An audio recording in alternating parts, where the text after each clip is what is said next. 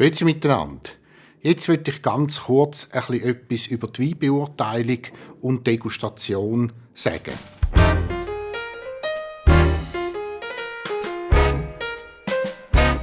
Die Weinqualität zu beurteilen ist für viele Leute nicht einfach. Meistens geht man zusammen auswärts essen, bestellt eine Flasche Wein, man trinkt sie und findet sie gut oder auch weniger gut.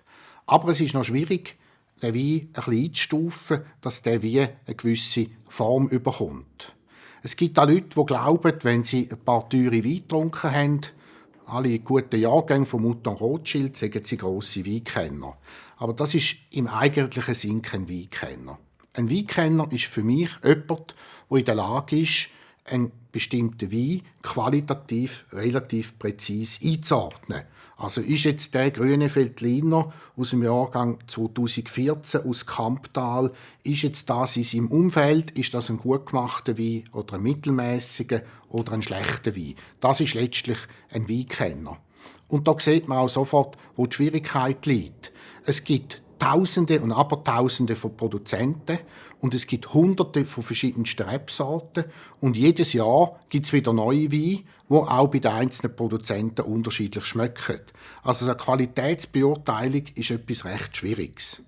Man kann es vereinfacht auch so anschauen. Wenn man das erste Mal im Leben eine Banane isst, dann kann man nicht sagen, das ist eine gute oder eine schlechte Banane. Man kann höchstens sagen, schmeckt man oder schmeckt man nicht.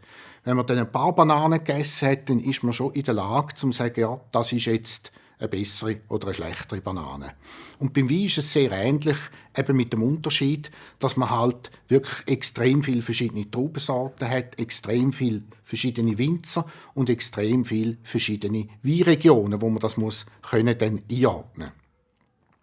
Eine relativ einfache Variante, dass man die geschmacklichen Unterschiede sich ein bisschen besser speichern kann, ist, indem man einfach mal bei einem guten Weinhändler angeht und sagt, tun Sie mir mal sehr saubere, typische Beispiele von verschiedenen berühmten Weinregionen zusammenstellen. Also kaufen Sie mal einen guten Bordeaux ein, einen guten Rioja, einen guten Burgunder, einen guten Barolo, einen guten Chianti, guten Burgunder oder was auch immer und tun Sie die Weine dann nebeneinander vergleichen.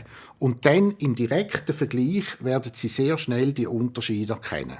Aus dem Kopf zu vergleichen ist immer schwierig, weil man kann sich dann nicht so genau merken.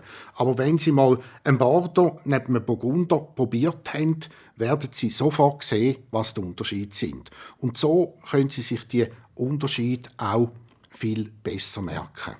Dann beim Verkosten. Was gibt es da für Probleme, die entstehen können, respektive Gefahren, die man beachten muss? Etwas vom Wichtigsten, was man wissen muss, ist, degustieren ist nicht trinken.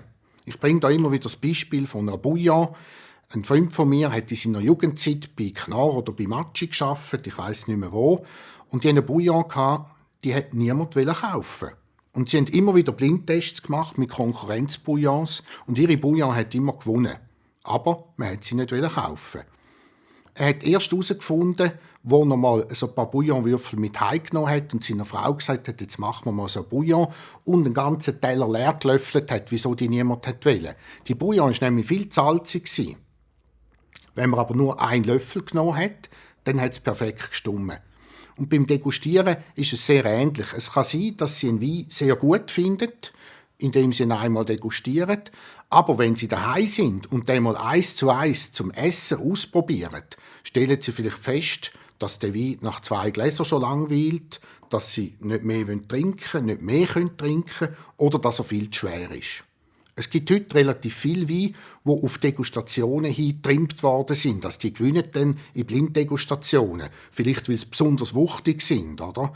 Aber das sind dann nicht unbedingt die Weine, die sie gerne daheim trinken. Also das Beste da ist, degustieren ist eins, aber nehmen Sie probehalber eine Flasche mit heim und tun Sie das ausprobieren. Tun Sie auch den Wein direkt neben einem Wein, den Sie kennen, vergleichen, dann können Sie am ehesten die Qualitätseinstufung vornehmen.